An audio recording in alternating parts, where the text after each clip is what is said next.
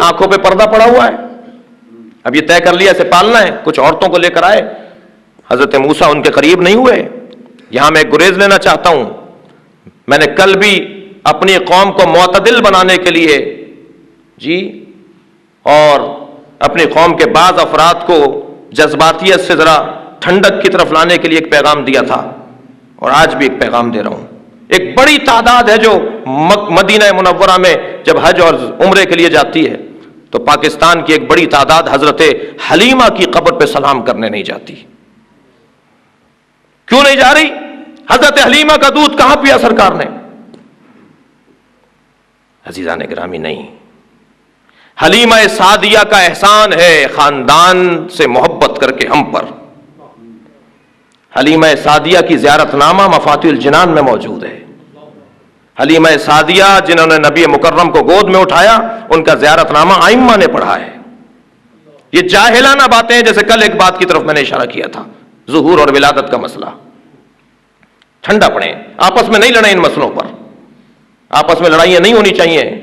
حضرت حلیمہ سعدیہ نے، فرض کیجئے میرا بھی عقیدہ ہے، دودھ نہیں پلایا، حضرت حلیمہ نے دودھ نہیں پلایا، مگر 6 مہینے کا بچہ جس کی ماں مر گئی ہو، حضرت آمنہ گود میں تو اٹھایا، پیار تو کیا۔ جو میرے نبی کو ایک مرتبہ گود میں اٹھا لے، ہم تو اسے سر پہ بٹھانے کو تیار ہیں۔ نبی مکرم سے پیار تو کیا، محبت تو کی، یہ تو طے ہے۔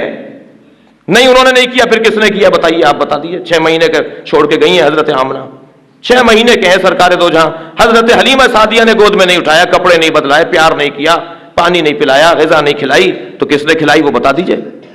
حضرت حلیمہ سعدیہ نے کیا۔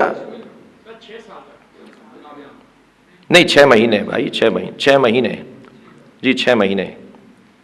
نبی حضرت عبداللہ ولادت سے پہلے رحلت کر گئے، حضرت آمنہ 6 مہینے بعد رحلت کر گئی ہیں، مسلم تاریخ ہے جی۔ چلے کوئی آپ نام بتا دیجئے کہ جنہوں نے دودھ پلایا یا انہیں پالا۔ اگر ہمارے نبی سے محبت کا اظہار کیا ہے تو وہ ہمارے سر پر بٹھانے کے قابل عورت ہے۔ اور آگے بڑھیے، حلیمہ سعدیہ کی بیٹی ہے حرہ سعدیہ، جنگ صفین میں ایک ٹیلے پر کھڑے ہو کر مولا کے لشکر کو شجاعت اور بہادری کا پیغام دیتی ہے۔ بہت مدت بعد، مولا کی شہادت کے بعد، بصرے کے گورنر نے جب ظلم کیے تو مردوں کا اجتماع ہوا، مولا کے چاہنے والے مردوں کا اجتماع ہوا کہ اس مرد سے، اس حاکم سے، گورنر سے کیسے جان چھڑائی جائے۔ تو طے یہ پایا کہ امیر شام تک شکایت پہنچائی جائے۔ تو کوئی مرد جرت نہیں رکھتا تھا امیر شام کے پاس جا کر شکایت کرنے کی، تو یہی عورت تھی حرہ سعدیہ، حضرت حلیمہ سعدیہ کی بیٹی۔ اور اس نے کہا کہ میں جاؤں گی اور حاکم شام سے جا کے احتجاج کروں گی، اور پہنچی ہے اکیلی یہ خاتون، اور شام پہنچی ہے جب دربار میں، تو دربانوں نے کہا کہاں جا رہی ہو؟ کہا جا کے امیر کو بتا دو حرہ سعدیہ آئی ہے۔ کہ پہلے سے کوئی طے شدہ؟ کہنے نام بتانا صرف جا کے۔ اور واقعاً جب نام پہنچا امیر شام کے پاس تو ایک نمبر کھڑا ہو گیا، کہنے بلا لو اسے اندر۔ لوگ پوچھ لگے کون ہے؟ کہا تم نہیں جانتے؟ جب جنگ صفین میں علی کے لشکر میں سے ایک تعداد راہ فرار اختیار کر رہی تھی تو یہی تو وہ عورت تھی جو ٹیلے پہ کھڑی ہو گئی تھی اور علی کا حق بجانب ہونے کا خطبہ دے رہی تھی۔ جاتا ہوا لشکر پلٹ کر واپس آ گیا تھا۔ اس نے تو علی کے جنگ کا نقشہ بدل دیا تھا، ہمارے خلاف تھی یہ خاتون۔ دیکھیں آج آئی کیوں ہے ہمارے پاس؟ کہنے لگے کیوں آئی ہو؟ کہ تمہارے گورنر نے ظلم کیا ہوا ہے۔ کہ علی مر گئے نا جب ہی آئی ہو ہمارے پاس۔ تو ایک مرتبہ آنکھوں میں آنسو بھر کے کہتی ہے علی نہیں مرے، عدالت مر گئی جو مجھے آج تیرے پاس آنا پڑا ہے۔ کہا اچھا عدالت مر گئی، ہم بھی عدالت کریں گے۔ تم اسے معزول دیکھنا چاہتی ہو؟ ایک پروانہ منگایا، ایک کاغذ منگایا، اس کے اوپر لکھ دیا کہ ہم اسے معزول کرتے ہیں۔ کہنے دیکھو ہم بھی تو عدالت کرتے ہیں، ہم بھی تو عدل کرتے ہیں، ہم بھی تو انصاف کرتے ہیں۔ کہنے لگی اللہ کی خاطر عدل کرنے والا علی ہے اور عزت بچانے کے لیے عدل کرنے والا کوئی اور ہے۔ اتنی جرت، یہ حضرت حلیمہ سعدیہ کی بیٹی ہے۔ اس خاندان نے اہل بیت کے ساتھ اپنی محبت کا اظہار کیا ہے، اور ہم بڑے آرام سے مشرکہ کا دودھ نہیں پی سکتے۔ بھائی کہاں سے طے کیا آپ نے مشرکہ ہیں؟ آپ کے پاس کوئی دلیل ہے؟ کافرہ کا دودھ نہیں پی سکتے، یہ کہاں سے طے ہوا کہ کافر ہیں؟ چلیں 1% مان لیتے ہیں کہ اگر ایسا کہیں ثابت بھی ہو جائے، پیار تو کیا ہمارے نبی کو، محبت تو دی ہمارے نبی کو، لہٰذا ان سے نفرت کیوں کی جاتی ہے ہمارے ہاں؟ دوسرا نام حضرت بلال کا ہے۔ ان کی قبر پر جا کر پاکستان کا ایک طبقہ عزاداروں کا اور زائرین کا ان کی قبر پہ جا کے بے حرمتی کرنے لگا ہے. معتدل بنائیے اپنے مزاج کو. اگر یہ کہتے ہیں, دلیل کیا ہے ان کے پاس؟ حضرت بلال کی قبر شام میں, ان کی قبر پہ جا کے بے ادبی کرنے لگے ہیں ہمارے پاکستان سے بعض زائرین. اور دلیل کیا ہے؟ دلیل یہ ہے کہ بی بی کو چھوڑ کر چلے گئے تھے. اللہ اکبر. بھائی تم جیسا کوئی وہاں ہوتا تو پھر ہم دیکھتے کہ کس خیمے میں بیٹھے ہو. جرت کی بات تھی. سلمان فارسی جیسا 3 دن تک نہیں آیا بی بی کو سلام کرنے. 4 شیعہ رہ گئے تھے. باتیں کرنا, عقیدت کا اظہار کرنا, اپنے سے زیادہ کسی کو مولائی نہ سمجھنا, یہ شاید بہت آسان کام ہے. میدان عمل جب آئے گا, جب کردار کا مرحلہ آئے گا تو پھر اپنے آپ کو پیش کرنا بہت مشکل ہے. 4 شیعہ رہ گئے تھے, اہل بیت کو سب چھوڑ گئے تھے. جگر کی بات تھی اس زمانے کے اندر اہل بیت کا ساتھ دینا, معمولی بات نہیں تھی. ان 4 شیعوں میں بھی سلمان فارسی 3 دن تک نہیں آئے بی بی کے گھر. اور جب 3 دن کے بعد یہ واقعہ ہوا بی بی پہ دروازہ جلانے کا, بی بی کے محسن کی شہادت, مولا علی کے گلے میں رسی کے بندھنے کا, اس کے بعد 3 دن کے بعد سلمان آئے تو بی بی نے گلہ کیا, سلمان تم نے بھی چھوڑ دیا ہمیں. تو روئے ہیں سلمان دروازے پہ کھڑے ہو کے, معافی مانگی ہے بی بی سے کہ نہیں بھی اب شکایت نہیں ہوگی آپ کو. پھر سلمان کبھی کوئی ناغہ نہیں کیا سلمان نے بی بی کو سلام کرنے میں. روزانہ دروازے پر آ کر بی بی سے کام پوچھتے تھے, خدمت مانگتے تھے بی بی سے. بلال چھوڑ کر چلے گئے, اور بلال تو غم میں پیغمبر کے چھوڑ کر گئے تھے. اور نبی کی رحلت کے 75 دن بعد بی بی کی شہادت ہوئی ہے نا, تو بلال 75 دن کے اندر ہی پلٹے ہیں نا, تبھی تو اذان کہلوائی بی بی نے. اور بی بی سے محبت نہ ہوتی تو بلال بی بی کے کہنے پہ اذان کہتے. پیغام بھیجا بلال سے, کہو مجھے اذان سنائے. کسی نے آ کے بتایا کہ بلال کو دیکھا گیا ہے شہر میں. کہا بلال سے کہو مجھے اذان سنائے. بلال نے اذان کہی تو بی بی کا وہ واقعہ پورا آپ نے سنا ہے کہ بی بی مضطرب ہوئیں, غش کھا کر گر گئیں جب اپنے بابا کا نام سنا.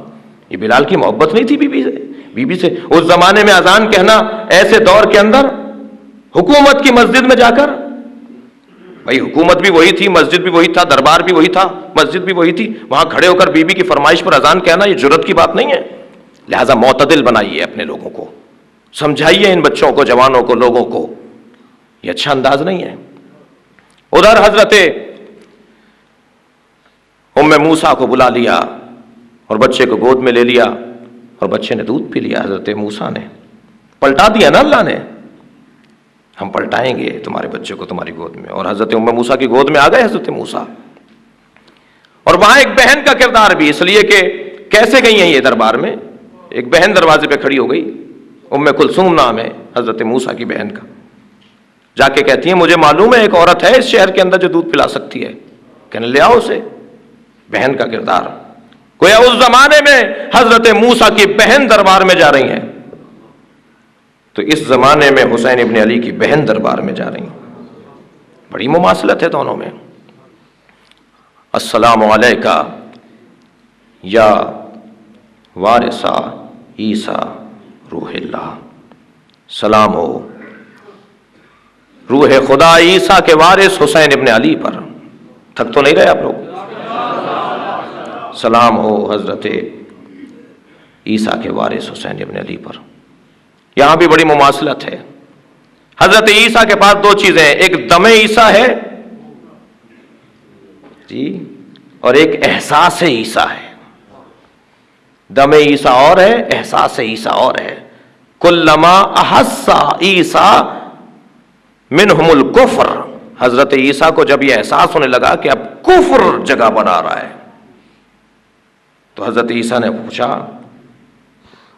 کون ہے جو من انصار اللہ, کون ہے اللہ کے انصاری؟ قال الحواریون نحن انصار اللہ. تو حواریوں نے کہا کہ ہم ہیں اللہ کے مددگار. عیسیٰ مدد تو اپنے لیے مانگ رہے ہیں, مگر وہ کہہ رہے ہیں کہ ہم اللہ کے مددگار ہیں, اس لیے کہ عیسیٰ کا کام اللہ کا کام ہے. ادھر حضرت عیسیٰ نے جب مددگاروں کو پا لیا, تو یہاں حضرت عیسیٰ کفر کو مٹانے کے لیے آگے جا رہے ہیں. یہ احساس عیسیٰ ہے. جب معاشرے سے احساس مٹ جائے تو وہی دن معاشرے کی موت کا دن ہوتا ہے. ایک ہے دم عیسیٰ, ایک ہے احساس عیسیٰ. مردے کو زندہ کرنا یہ دم عیسیٰ ہے، اور ملت کو زندہ کرنا یہ احساس عیسیٰ ہے. کہ یہ مردہ جسے زندہ کر دیا یہ تو بہرحال پھر کچھ دن بعد مر جائے گا. حضرت عیسیٰ نے جن مردوں کو زندہ کیا تھا کہ آج تک زندہ ہے؟ مر گئے نا. بدن کو زندہ کرنے کا بہرحال ایک کرشمہ اور ایک قدرت اور ایک معجزہ، لیکن حضرت عیسیٰ کے پاس صرف بدن کو زندہ کرنے کی صلاحیت نہیں تھی، بلکہ معاشرے کو مرنے سے بچانے کی صلاحیت تھی.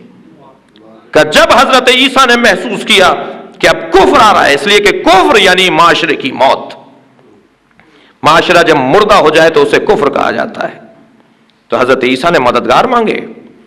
اور وہاں عیسیٰ مددگار مانگ رہے ہیں یا حسین کہہ رہے ہیں هل من ناصر ینصرنا هل من مغیث یغیثنا، کوئی ہے جو میری مدد کرے. ادھر بھی کہا نحن انصار اللہ، ہم ہیں اللہ کے مددگار، اور ادھر بھی 72 نے بڑھ کر کہا کہ ہم ہیں اللہ کے مددگار. فرق اتنا ہے کہ عیسیٰ علیہ السلام کی پکار ختم ہو گئی، مگر حسین ابن علی کی پکار آج بھی باقی ہے اور قیامت تک باقی رہے گی. اور حسین کی پکار پر لبیک کہنے کا ایک انداز یہ مجلس اعزا ہے. یہ آپ کا مجلس میں بیٹھنا یہ لبیک یا حسین ہے، یہ عملی طور پر لبیک یا حسین ہے. لبیک یا حسین، لبیک یا حسین، لبیک یا حسین، سب مل کر جواب دیں. لبیک یا حسین، لبیک یا حسین، لبیک یا حسین، لبیک یا حسین، لبیک یا حسین. وہاں دم عیسیٰ بھی ہے اور احساس مسیح بھی ہے، اور یہاں امام حسین بھی. کل میں نے عرض کیا تھا ایک جملہ، اس کو اس سے ربط بھی ہے آج کی بات پہ، کہ وہاں حضرت ابراہیم بت خانے میں جا کر بتوں کو توڑ رہے ہیں، حضرت آذر کا کارخانہ کیوں نہیں بند کرواتے؟ ادھر حسین ابن علی یہ کیوں نہیں کہہ رہے کہ میں یزید کی اصلاح کرنے جا رہا ہوں؟ بیعت تو یزید نے مانگی ہے، فاسق و فاجر تو یزید ہے. فرما رہے ہیں کہ میں اپنے جد کی امت کی اصلاح کے لیے جا رہا ہوں. جی اريد ان آمر بالمعروف وانهى عن المنکر واسیر بسیرت جدی وابی خرجت لطلب الاصلاح فی امت جدی. رسول اللہ یزید کی اصلاح کو کیوں نہیں جا رہے؟ کہا نہیں وہ کارخانہ ہے، میں خریداروں کو اصلاح کرنا چاہتا ہوں. جب خریدار کی اصلاح ہو جائے گی کارخانہ خود بند ہو جائے گا. توجہ ہے، بڑی بڑی مماثلت پائی جاتی ہے. یہاں حضرت عیسیٰ کے ہاں بھی عزیزان گرامی یہی کچھ کیفیت ہے، اور وہاں حضرت عیسیٰ کو پروردگار عالم نے تمام تر نبیوں میں ایک فضیلت اور انفرادیت دی ہے ان کی مادر گرامی کے ذریعے، اور یہاں اللہ نے فاطمہ زہرا کو فضیلت عطا فرمائی. اور علامہ اقبال مل کر صلوات بھیجے بآواز بلند تر.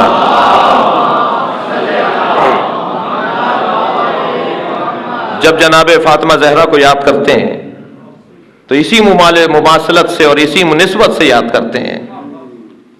عیسیٰ مریم از یک نسبت عیسیٰ عزیز، از سہ نسبت حضرت زہرا عزیز. حضرت مریم کی ایک فضیلت ہے کہ وہ عیسیٰ کی ماں ہے، اور زہرا کی 3 فضیلتیں ہیں. زہرا السہ نسبت، حضرت زہرا السہ نسبت عزیز. نور چشم رحمت للعالمین پہلی نسبت. آمادہ ہیں آپ سننے کو؟ نور چشم رحمت، علامہ اقبال، نور چشم رحمت للعالمین پہلی نسبت یہ ہے کہ وہ رحمت للعالمین کی نور چشم ہے. ہاں امام اولین و آخرین، وہ وہ رحمت للعالمین جو امام اولین و آخرین، پہلی نسبت. دوسری نسبت فرماتے ہیں بانوئے آن تاجدار العطا. صلوات بھیجے محمد و آل محمد.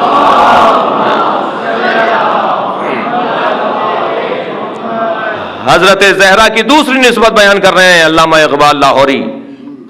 جی سیالکوٹی، لاہوری، مشرقی. بھائی اسلامی بول دیا جائے تو کیا غلط ہے؟ ہم نے محدود کر دیا شہروں میں علامہ اقبال. جی فرماتے ہیں بانوئے آن تاجدار حلتا مرتضی مشکل کشا شیر خدا. یہ دوسری نسبت یہ ہے. اور فرماتے ہیں تیسری نسبت یہ ہے مادر آن مرکز پرکار عشق. تیسری نسبت یہ حسین ابن علی کی ماں ہے. اور حسین ابن علی اسے کہتے ہیں جو مرکز پرکار عشق ہے، مادر آن مرکز پرکار عشق، مادر آن کاروان سالار عشق، یہ اس کی ماں ہے جو عشق کے کاروان کا سالار ہے۔ اب قیامت تک اگر عشق کی داستان چلے گی تو حسین سے چلے گی۔ اور پھر ایک اور مصرع اور دو مصرے اس کے اندر فرماتے ہیں مزرعے تسلیم را حاصل بطول، نبی مکرم کی تمام تر محنتوں کا حاصل فاطمہ زہرا۔ تسلیم اللہ کے رسول نے جو اپنے آپ کو اللہ کی بارگاہ میں پیش کیا، ساری محنتیں مزرعے تسلیم را حاصل بطول، مزرعے تسلیم را حاصل بطول، مادرا را اسوے کامل بطول۔ قیامت تک کی عورتوں کے لیے نمونہ عمل ہے فاطمہ زہرا۔ اور عزیزان گرامی، یہ مماثلت حضرت عیسیٰ اور حضرت امام حسین میں پائی جاتی ہے، اور وہاں حضرت عیسیٰ بھی زندہ ہیں اور یہاں حسین بھی زندہ ہیں۔ ایک جملہ آپ کی محترم سماعتوں کے حوالے کروں، سارے مکاتب اسلامی کا متفقہ فیصلہ اور عقیدہ ہے کہ عیسیٰ علیہ السلام زندہ ہیں۔ میں ان سے سوال کرتا ہوں کہ عیسیٰ علیہ السلام زندہ تو ہیں، مگر ان کے زندہ ہونے کا فائدہ کیا ہے؟ بس اگر فائدہ حضرت عیسیٰ کے زندہ ہونے کا سمجھ میں آ جائے تو امام زمانہ کے زندہ ہونے کا فائدہ بھی سمجھ میں آ جائے گا۔ کہتے ہیں نا یہ آپ کے امام کا زندہ رہنے کا فائدہ کیا ہے؟ ایک ہادی کا زندہ ہونا ہے، ایک نور کا زندہ ہونا ہے، ایک آفتاب ہدایت کا زندہ ہونا۔ میں نہیں دیکھ رہا تو اندھا تو میں ہوں، اس کا مطلب یہ نہیں ہے کہ سورج نہیں ہے، آنکھوں پر تو میرے پردہ پڑا ہوا ہے، وہ تو حجاب میں نہیں ہے، بس جب میری آنکھوں سے حجاب ہٹے گا تو میں دیکھ لوں گا۔ اور آج بھی لوگ دیکھتے ہیں مگر ان کو حق نہیں ہے اور اجازت نہیں ہے کہ وہ بیان کریں۔ سوال فرما رہے ہیں السلام علیکم۔ وعلیکم السلام۔ آپ نے گزشتہ روز مصائب کے دوران پڑھا کہ امام حسین نے فرمایا زینب اللہ تمہارے بازو میں رسن دیکھنا چاہتا ہے، اللہ تمہیں قتیل دیکھنا چاہتا ہے۔ اس بات سے ذہن میں سوال اٹھتا ہے کہ معاذ اللہ ایسا کیوں چاہتا ہے، اور اگر ایسا ہے تو معاذ اللہ یزید اور اس کے ساتھیوں نے گویا وہ کیا جو اللہ چاہتا ہے۔ دیکھیے، استاد شاگرد کو قابل دیکھنا چاہتا ہے، مربی اپنے تربیت یافتہ کو اعلیٰ اور عرفہ دیکھنا چاہتا ہے، اللہ جناب زینب کو صابرہ دیکھنا چاہتا ہے، سر سے چادر اترے گی، میرے خلاف نہیں بولو گی، میرا سجدہ اور میری تسبیح پڑھو گی، میں یہ دیکھنا چاہتا ہوں۔ یہ مفہوم ہے اس کا۔ میں نے تمہیں انتخاب کیا ہے، میرے انتخاب کے اوپر حرف نہیں آنا چاہیے، میں تمہیں بے چادر دیکھنا چاہتا ہوں، اور اس کے بعد بھی تمہاری زبان پہ میرے بارے میں شکوہ نہیں آئے گا بلکہ شکر آئے گا۔ اس کا مطلب یہ نہیں ہے کہ اللہ ظلم کر رہا ہے، معاذ اللہ یزید ظلم کر رہا ہے۔ اللہ جس طرح ایک مربی، ایک سرپرست، ایک باپ اپنے بچے کو مشکل میں بھی ثابت قدم دیکھنا چاہتا ہے۔ بچہ پڑھنے کے لیے گیا ملک سے باہر، وہاں حالات خراب ہوئے، مشکلات، پریشانیاں، باپ کی تمنا یہ ہے کہ یہ وقت گزارے۔ اس کا مطلب یہ نہیں ہے کہ جو وہاں پر پریشانی میں اسے مبتلا کر رہے ہیں باپ کی تمنا ہے کہ وہ یہ کام کریں، باپ کی تمنا یہ نہیں ہے کہ وہ کوئی اس پہ ظلم کرے، لیکن باپ کی تمنا یہ ہے کہ یہ ثابت قدم رہے۔ یہاں جو اللہ زینب کو اسیر دیکھنا چاہتا ہے، امام حسین کا فرمان ہے۔ پہلی بات تو یہ کہ جو مسلم احادیث اور روایات ہوں ان کا جواب دینا سب کی ذمہ داری ہے، صرف مولوی کی ذمہ داری نہیں ہے۔ آپ بتائیے پھر اس کا مطلب کیا ہے؟ اگر نہیں سمجھ میں آئے تو کسی سے پوچھا جائے گا، انکار نہیں کیا جائے گا کہ یہ غلط بات ہے اور ہم نہیں مانتے اور ہم ایسا مانتے ہی نہیں ہیں۔ بھائی آپ نہیں مانتے، ہم آپ کو نہیں مانتے، ختم ہو گیا قصہ۔ آپ کون ہے جو آپ نہیں مانتے؟ جس کا دل چاہے گا مانے گا، جس کا دل چاہے گا نہیں مانے گا۔ روایات ہیں، احادیث ہیں، سلسلہ ہے، راوی ہیں، تاریخ ہے، حقائق ہیں، سمجھ میں نہ آئے تو پوچھنا چاہیے، سمجھنا چاہے نہ آئے۔ اور مولا نہج البلاغہ میں اپنے فرزند امام حسن سے جو وصیت کر رہے ہیں وہ ہمیں بھی کر رہے ہیں، اس لیے کہ اس میں آپ نے فرمایا کہ یہ میری وصیت ان لوگوں کے لیے ومن بلغ کتابی، جن تک میری یہ تحریر پہنچ جائے۔ مفتی جعفر حسین اللہ مقاموں نے ہم پر احسان کر دیا، ترجمہ کر دیا، پہنچ گئی مولا کی تحریر۔ مولا فرما رہے ہیں کہ بیٹا سل تفقہن، جب بھی پوچھو تو سمجھنے کے لیے پوچھو، سمجھانے کے لیے نہیں پوچھو، اس لیے کہ تمہارا کام سمجھنا ہے۔ تو بی بی کے بارے میں اگر سرکار نے، امام حسین نے فرمایا ہے تو اس کا مطلب یہ ہے کہ اللہ انہیں ثابت قدم دیکھنا چاہتا ہے، یزید کی تائید نہیں ہے، یہ زینب کے مقام اور معیار کی تائید اور اللہ کی جانب سے حمایت ہے۔ آپ معاشرے کے کمزور طبقے کے حق کے لیے آواز اٹھاتے ہیں، اچھا ہم سب خواتین آپ کے شکر گزار ہیں، شکریہ۔ آپ طلاق جیسے مسائل پر اپنے کبھی گفتگو نہیں فرمائی، جو آج کل ہر گھر یا کم از کم ہر خاندان کی مسئلہ بن چکا ہے۔ مرد مار پیٹ کر، مظالم کر کے خواتین کو گھر سے نکال دیتے ہیں یا نکلنے پر مجبور کر دیتے ہیں، دوسری شادی بھی کر لیتے ہیں، لیکن اس غریب کو جان بوجھ کر اذیت دینے کو طلاق بھی نہیں دیتے اور نہ ہی اس کے حقوق ادا کرتے ہیں، جبکہ وہ بیچاری اور اس کے ماں باپ طلاق کے حق کے لیے علماء کے در کے چکر کاٹتے رہتے ہیں۔ خدا را ایسا کیوں ہے؟ کوئی تو جواب دے۔ میرے خیال سے یہ سوال ہی احتجاج ہے پورا۔ بعض جواب نہ دینا ہی جواب ہے۔ لہٰذا اگر ہمارے معاشرے میں ایسا ہے کہ لٹکائے رکھنا، صیغے جاری نہ کروانا، اور کیونکہ ہمارے پاکستان کے اندر، ہم نے وہاں بھی ایک نو محرم کی مجلس میں قومی مسائل کو بیان کرتے ہوئے یہ بات بیان کی کہ پاکستان کے اندر جو ابھی قانون سازی کے مرحلے میں ہمارے مسائل کی قانون سازی کا مرحلہ باقی ہے، ان میں سے ایک مسئلہ یہ ہے کہ کورٹ میں جج طلاق نامہ جاری کر دیتا ہے، جبکہ میراث کے مسئلے میں کہتا ہے اپنے عالم سے لکھوا کے لاؤ، جبکہ اور مسئلوں میں کہتا ہے اپنے عالم سے لکھوا کے لاؤ، لیکن طلاق اور خلا کے مسئلے میں وہ خود طلاق نامہ اور خلا نامہ جاری کر دیتا ہے۔ یہ ہمارے ساتھ اس ملک میں زیادتی ہے۔ ہونا یہ چاہیے کہ کورٹ کا جج، جو بھی جج ہے، جو بھی عدالت فراہم کرنے والا شخص ہے، جسٹس ہے، اسے چاہیے وہ کہے کہ پہلے اپنے عالم سے صیغے لکھوا لاؤ، یعنی تحریر لے آؤ کہ ہم نے صیغے پڑھ دیے، پھر ہم یہ لیٹر جاری کریں گے۔ لیکن انہیں کیونکہ وہاں سے سپورٹ مل جاتی ہے، اس بنیاد پہ وہ دوسری شادی کر لیتے ہیں، کیونکہ کورٹ نے تو طلاق دے دی، اور پاکستان کے قانون میں ہے دوسری شادی سے پہلے زوجہ سے اجازت لینا، تو دوسری شادی، پہلی شادی تو ختم ہی ہو گئی، لہٰذا وہ شادی کر لیتے ہیں اور وہ لٹکی رہ جاتی ہے۔ لہٰذا یہ زیادتی ہے۔ علماء کرام کے ساتھ مسئلہ یہ ہے کہ اگر اس مسئلے کو وہ لے کر چلتے ہیں تو اذیت اور تکالیف کا سامنا ہوتا ہے، اور خاص طور پر اگر شوہر ناپید اور نہ مل رہا ہو تو اس کا ایک شرعی ایک مراحل ہیں اس کو وہ پورا کرنا پڑتا ہے۔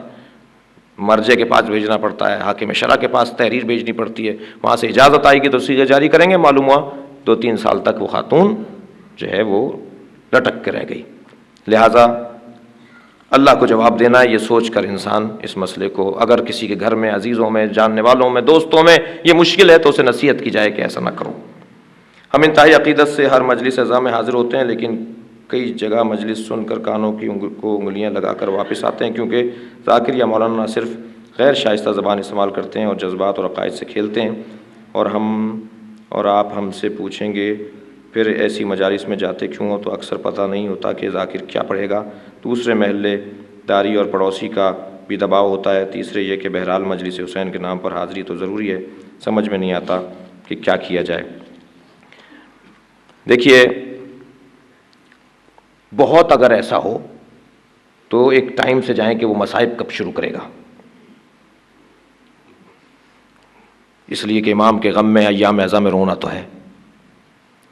سوچ کے جائیں کہ بھئی یہ مثال کے طور پہ 9:30 بجے مصائب شروع کرتے ہیں، تو ہم ان کے فضائل، جس کے اندر ان کی شائستہ گفتگو نہیں ہے، ان کے بیان اچھا نہیں ہے، ان کے پیغامات مناسب نہیں ہیں، تو ہم مصائب سننے چلے جاتے ہیں۔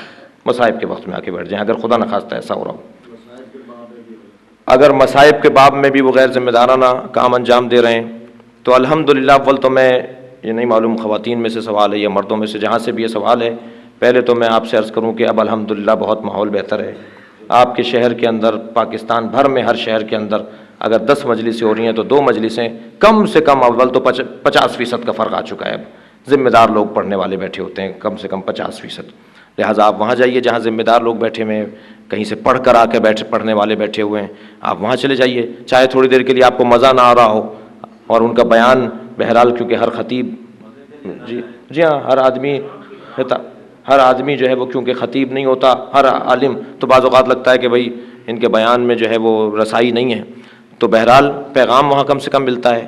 ہمارے بعض وہ افراد جن کی زبان اردو نہیں ہوتی اور ان کے یہاں مؤنث مذکر کا فرق ہوتا ہے، تو ہم اس میں الجھ کے نہ رہ جائیں کہ انہوں نے مثال کے طور پہ گھوڑے کو مؤنث کہہ دیا اور گھوڑی کو مذکر کہہ دیا اور مثال یہ فرق ڈال دیا۔ ہم پیغام کو سنیں، اور پیغام جب ہم لے کے اٹھیں گے تو اگر ایک جملہ بھی کوئی بچہ لے کر چلا جائے، ایک جملہ بھی، اللہ نے حضرت موسیٰ پہ بڑا خرچہ کروایا ہے، 70,000 بچے خرچہ کروایا اللہ نے، ایک موسیٰ کی خاطر 70,000 بچوں کا خرچہ ہوا ہے۔ اس کا مطلب یہ ہے کہ اگر ایک اصلاح پا جائے تو لاکھوں روپیہ جو مجلس میں خرچہ ہو رہا ہے وہ سوارت ہو گیا، اس کا حاصل ہو گیا۔ تو اگر ایک جوان، ایک بچہ بھی کوئی ایک پیغام لے کر مجلس میں سے نکل جاتا ہے تو سمجھے محنت اور جو مشقت ہوئی ہے، جو اہتمام ہوا ہے، اس کا ثواب پورا ہو گیا۔ یہ بہترین نظام تعلیم ہے مجلس اعزا۔ مجھے معاف کیجیے گا، 5 دن تک میں نے آپ کی سمع خراشی رکھی، بیان اچھا نہیں تھا، مطلب بھی کوئی اچھا نہیں تھا۔ بہرحال مولا امام حسین قبول کریں گے، سچائی اور خلوص۔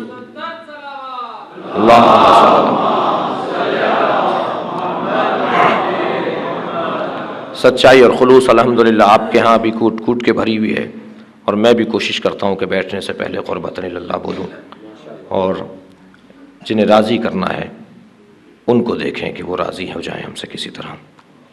اور کریم ہے وہ بہت کریم ہے، وہ جلدی راضی ہو جاتے ہیں۔ یا سریع الرضا، وہ اللہ کی اس صفت کے مظہر ہیں۔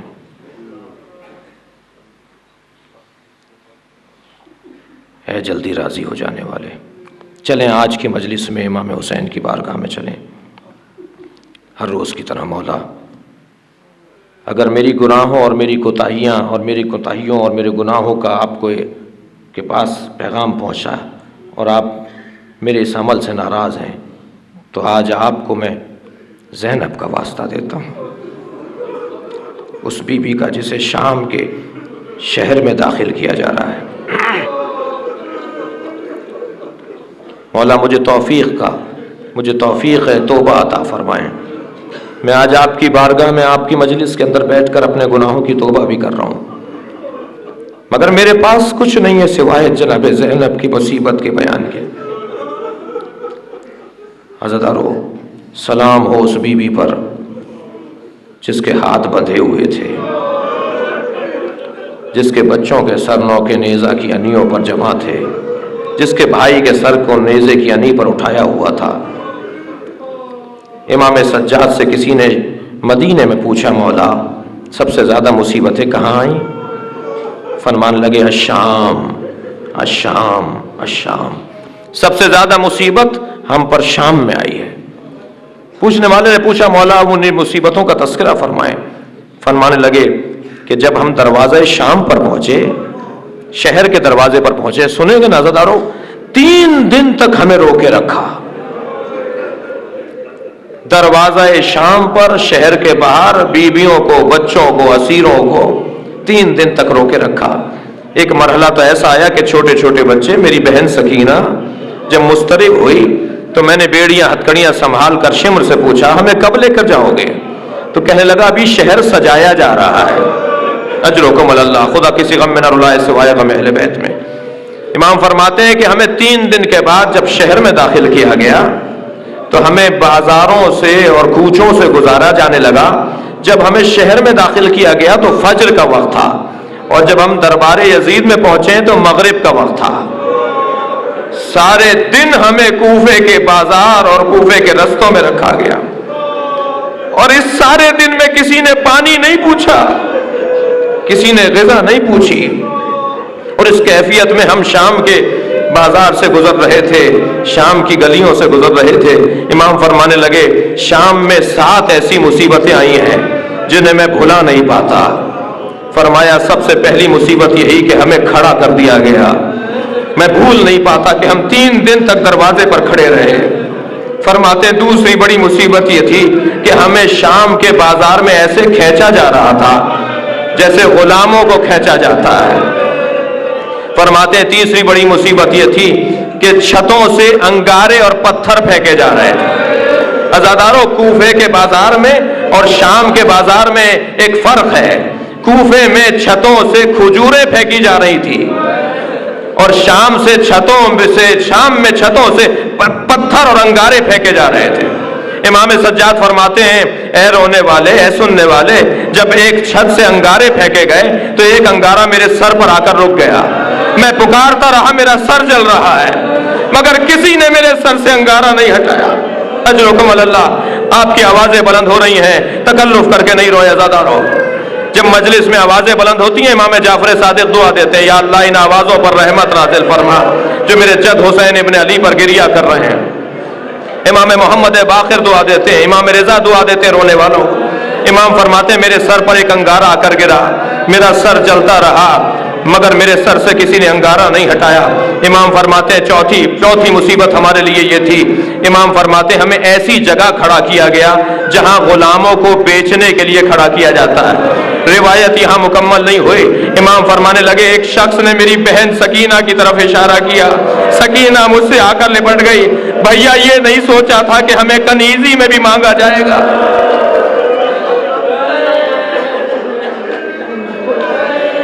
اجرکم اللہ، خدا کسی غم میں نہ رلائے سوائے غم اہل بیت میں، ہمیں دنیا سے یا اللہ نجات عطا فرما۔ فرمانے لگے ایک مصیبت یہ تھی ہمیں وہاں کھڑا کیا گیا جہاں غلاموں کو بیچنے کے لیے کھڑا کیا جاتا ہے۔ پھر امام فرمانے لگے ایک مصیبت یہ تھی ہمیں ایسے زندان میں رکھا گیا جس کی چھت نہیں تھی، دن میں دھوپ پڑتی تھی، رات میں اوس پڑتی تھی، بیویوں کے بال سفید ہو گئے، چہروں کے رنگ بدل کر رہ گئے۔ شام میں ایک بڑی مصیبت یہ تھی ہمیں ایک ایسے زندان میں رکھا گیا کہ جہاں چھت نہیں تھی۔ اور ایک اور مصیبت کا تذکرہ امام فرماتے ہیں شام میں ایک ایسی مصیبت آئی، تو مجھ سے پوچھ رہا ہے مولا آپ کی عمر تو 28 برس سے زیادہ نہیں ہے، آپ کی عمر تو زیادہ نہیں ہے، یہ آپ کے بال کیسے سفید ہو گئے، یا آپ کی کمر کیسے خمیدہ ہو گئی؟ فرمانے لگے بہن کے جنازے نے بوڑھا کر دیا، وہ غربت میں سکینہ کا جنازہ، وہ شام میں ننھا سا لاشا، اس نے زین العابدین کو بوڑھا کر دیا۔ اجرکم اللہ، آپ نے گریہ کر لیا عزادارو۔ ایک منزل مصائب اور سن لیجئے تاکہ میری محنت سوارت ہو جائے۔ جب شام کے بازاروں سے گزر کر یہ قافلہ دربار شام پر پہنچا تاکہ بیویوں کو اسیروں کو دربار میں لے جایا جائے، تو جناب زینب نے کیا دیکھا کہ ان لوگوں کو پہلے لے جایا جا رہا ہے جو عیسائی ہیں، یہودی ہیں، شراب خوار ہیں، اور جب کہا جاتا ہے ان اسیروں کو لے کر آؤ، کہا ابھی کرسیاں خالی ہیں، پہلے مہمان بیٹھ جائیں پھر اسیروں کو اندر لے جایا جائے گا۔ جناب زینب بہت دیر تک یہ دیکھتی رہی کہ ایسے لوگوں کو اندر لے جایا جا رہا ہے اور ہمیں روکا ہوا ہے دروازے پر۔ تو میری بیوی نے ایک آواز لگائی اور فرمایا زینب دربار شام میں نہیں جائے گی، کسی میں طاقت نہیں ہے جو زینب کو دربار شام میں لے کر چلا جائے۔ ادھر بیوی پر تازیانے اٹھانے جانے لگے، بیوی پر ہاتھ اٹھایا جانے لگا اور بیوی ایک ہی آواز دیتی تھی زینب مر جائے گی مگر شرابی کے دربار میں نہیں جائے گی۔ کچھ دیر میں امام سجاد بیڑیاں سنبھالے ہوئے آئے، وہ بھی اماں ذرا بابا کے سر کو دیکھیے۔ اب جو امام حسین کے سر کو دیکھا، حسین کی آنکھوں سے آنسو گر رہے تھے، زینب سے نہیں رہا گیا، بھیا کس چیز نے رلایا، بھیا کیوں رو رہے ہو؟ زینب دربار میں چلی جاؤ، تمہارا دربار میں جانا نانا کے دین کی حفاظت۔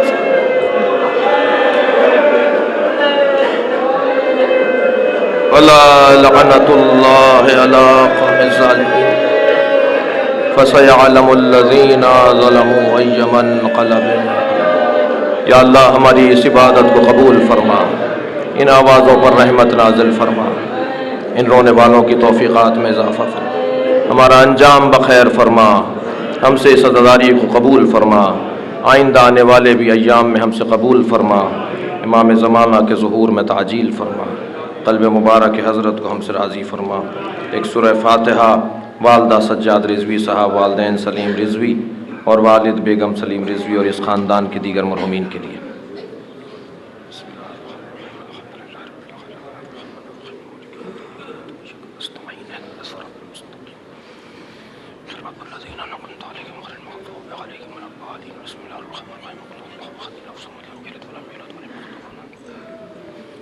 الرحمن الرحیم۔